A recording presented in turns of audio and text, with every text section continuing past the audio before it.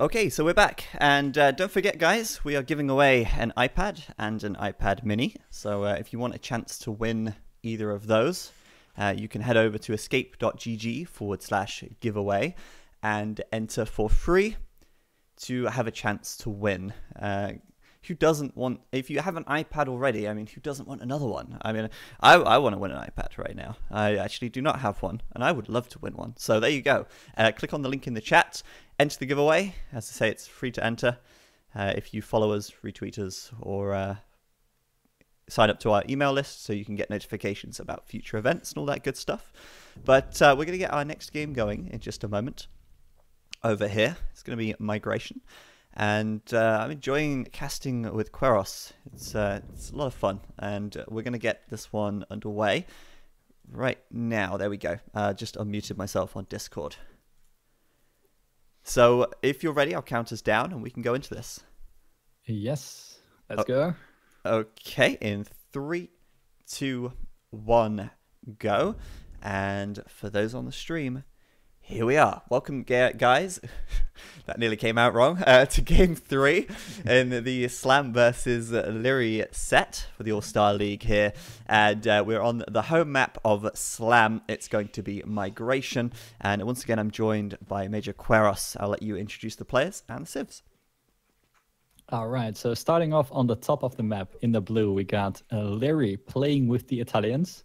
And then over to the south in the red, we got Slam playing with the Italians as well. Interesting civ choice. Yeah, I quite like it. We've seen a lot of the Italians in these water maps, and we did see Tim play earlier today against BacT, and it was Migration again. Tim actually took the melee, and BacT ended up taking the Italians. And I feel like the Italians are probably the strongest water civ right now. And I just wanted to add as well, because I meant to actually say this earlier, but I totally forgot because I got distracted by other things. But it would be really nice to see future balance updates to Age of Empires HD and these civilizations. Obviously, we're going to be able to provide a huge amount of data from all of these matches, which the devs can then use to actually make adjustments and tweaks to these civs, because I think it would be nice to have more than, a handful of civs which are viable on this map, for example.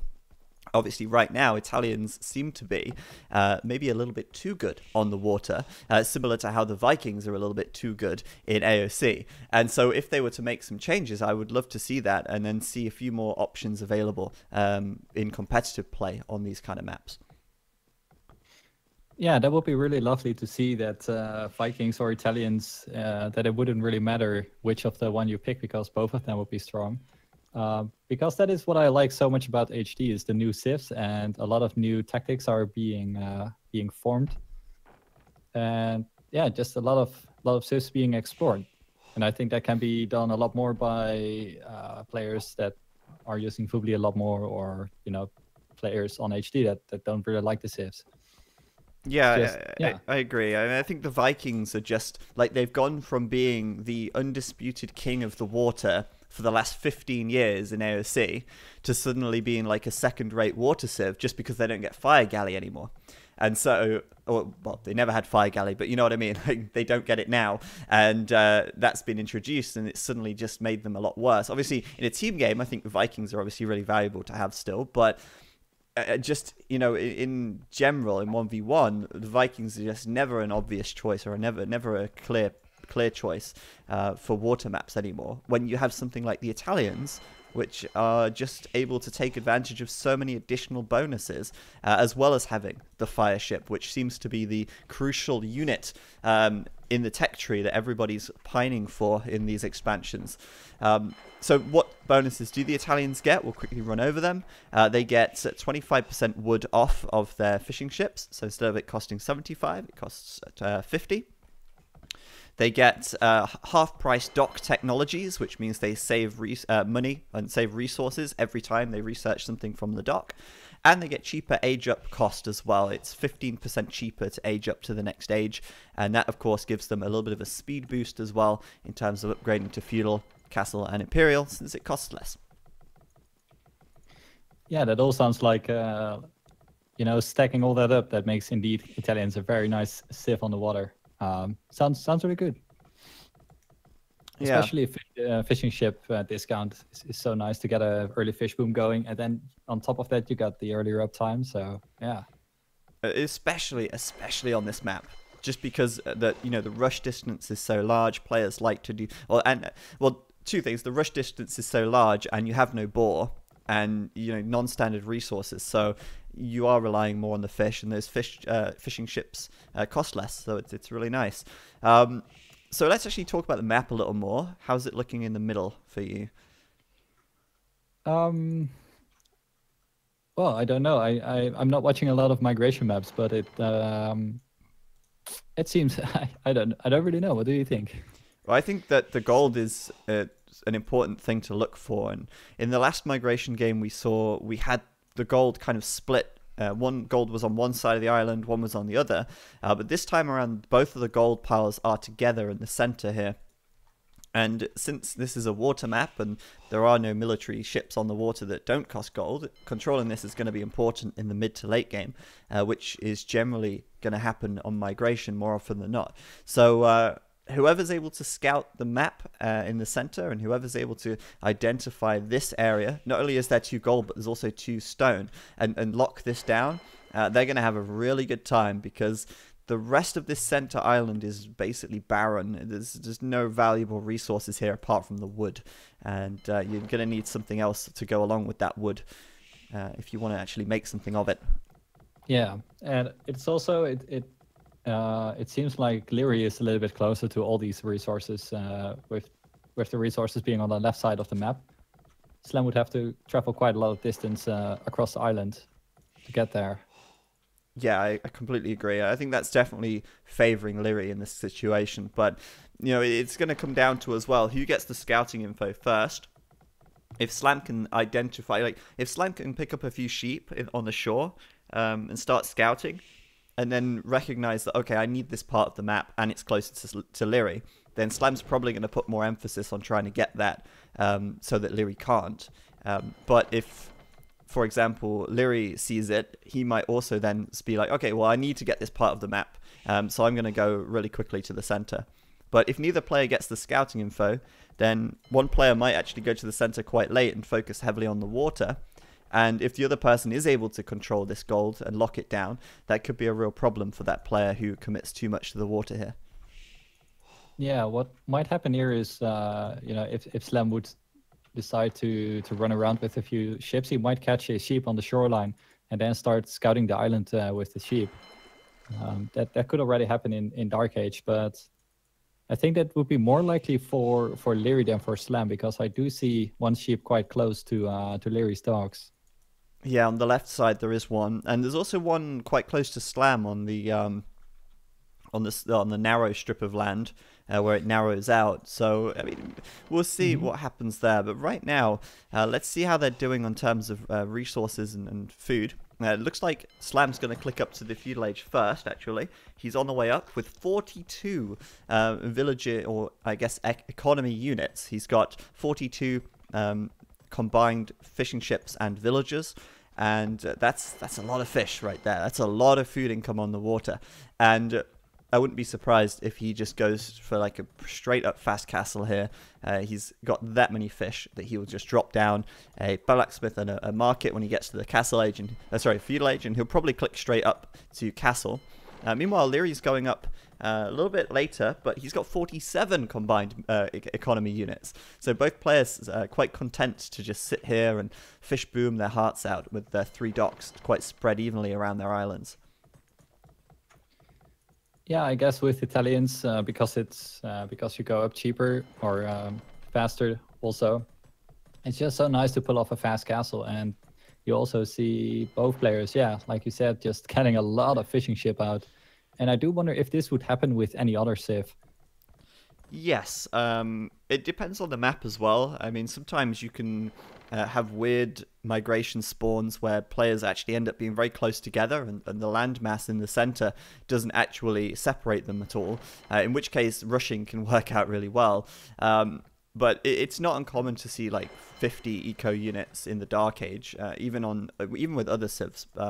In this case, though, it definitely makes so much sense to add so many more fishing ships in, since they are that much cheaper. But there's the blacksmith and the market coming up from Slam, and he's going to be clicking straight up to castle. I mean, he's already got 900 food, 200 gold. He's started fire galley production on the water as well, so he's going to have a base of units ready when he gets up to the castle age to upgrade.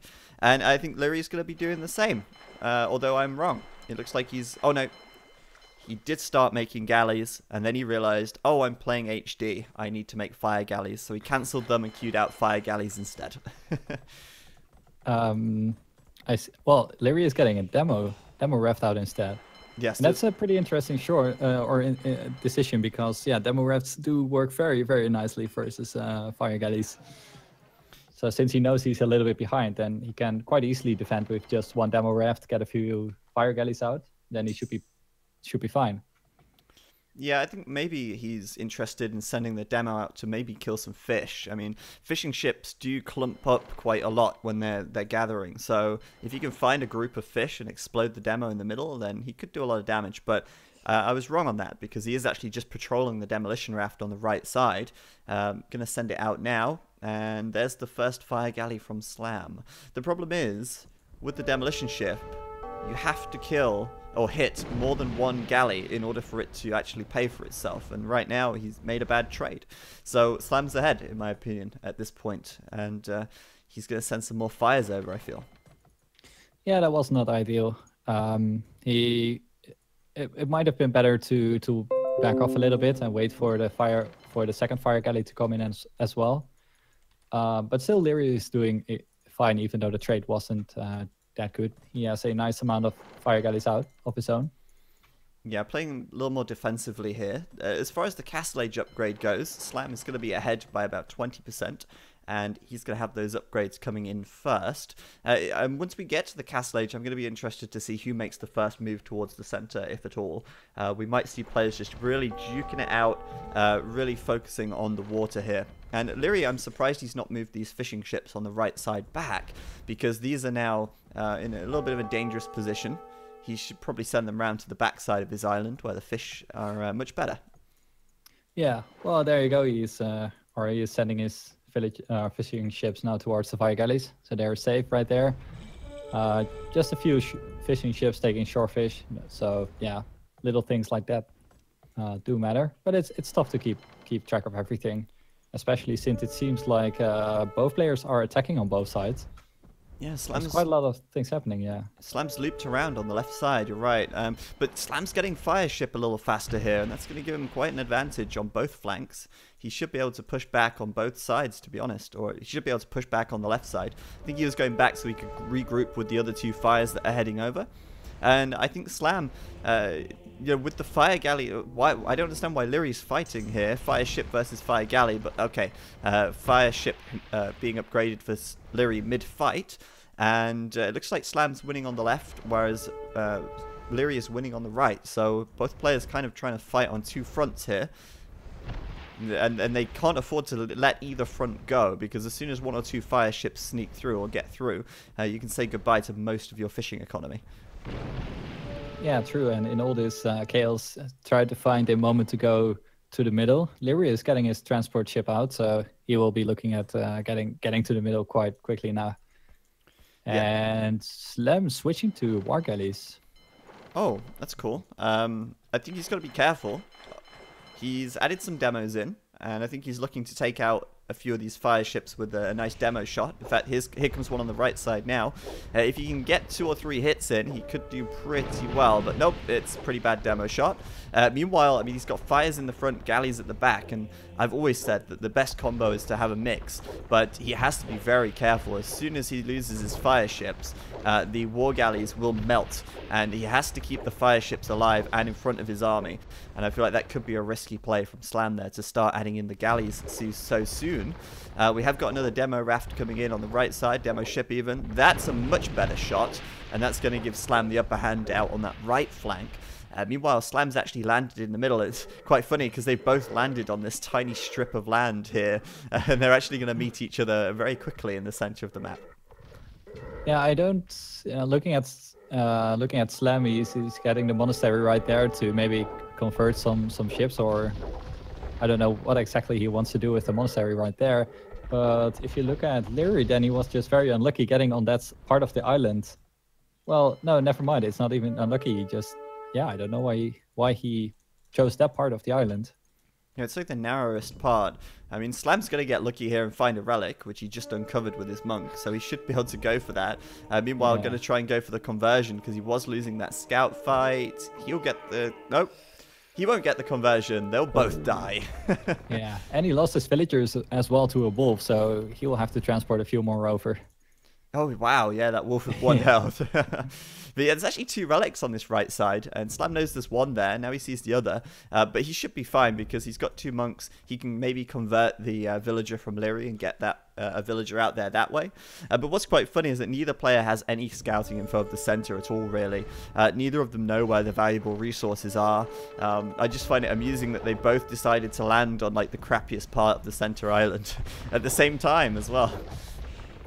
Yeah, well, for the good part for Liereyy right here is that he does have a dock now on the right side of the map, so he can get ships out really nice and quick to the right side of the map. What is Slam doing with the fishing ships, though? He's just sending them in. Misclick. Oh, wow, that's gonna hurt. I mean, there's not many fish left over there, but he should have really sent his ships down to the south of his island and built a dock out on that way. Oh, wow. Maybe. Yeah, that might be it. Maybe he just, you know, he didn't want to delete them all, so he just sent them there. That might be it. No, I doubt it. It's so worth keeping them alive. But Lierey's doing the same. Lierey's like, please take my fishing ships. I see you giving me your fish for free. Now please take mine in return. No, I think they were just trying to gather the fish out here automatically because there's no other fish worth having. So both players just kind of like not paying attention to their fishing economy. And it's understandable because they are much more focused on the water. And as I say that, it's GG. Because Liereyy has ran out of boats and Slam is overpowering him out here. And I also noticed that the Imperial Age tech came in the meantime. Wasn't really... Yeah, I was kind of relying on the overlay to tell us when Imperial was going to happen. And it doesn't show up because the Italians have a different age-up mechanism, I think. So, yeah, it's suddenly over. Yeah, I don't know. Those guys will know better than I do, but yeah, neither player did go for the middle at all. So why not try to get a little bit of control there and, you know, rebuild some economy? And I don't know, it feels quite prematurely from Liereyy. Yeah, I mean, Liereyy doesn't seem to have the same amount of fight in him that someone like Tim has. Tim like never resigns till the last minute. But yeah, quite funny, Slam getting conversions with the monks here as well. So you were right about him getting the conversions with them. He didn't even go for the relics in the end, deeming that the conversions were more valuable. And yeah, I mean, basically Slam in the end just able to outnumber Liereyy like 2-1 on the water. And since they were both in the Imperial Age as well, that 2-1 advantage on the water is something that Slam was just able to, well, he would have been able to really just capitalize on. On the left side as well, Liereyy lost all of his ships out there, so Slam would have been able to come in from the back, finish off the fish, what's left of them, and Slam's just in a good position as a result. But villager-wise, I mean, there was nothing in it. There were 48 to 49 vills. It was just engagements, and Slam had a much better KD there, just taking better fights, and yeah, I guess the conversions definitely helped as well. Yeah, true. But even then, Slam was still into War Galley and didn't even have the upgrades yet. No, he didn't. And Liereyy was already on Galleon, but okay, GG. Yeah, GG, and that's going to be 2-1 to Slam. And it was a pretty quick game, actually. Migration usually does last a little longer.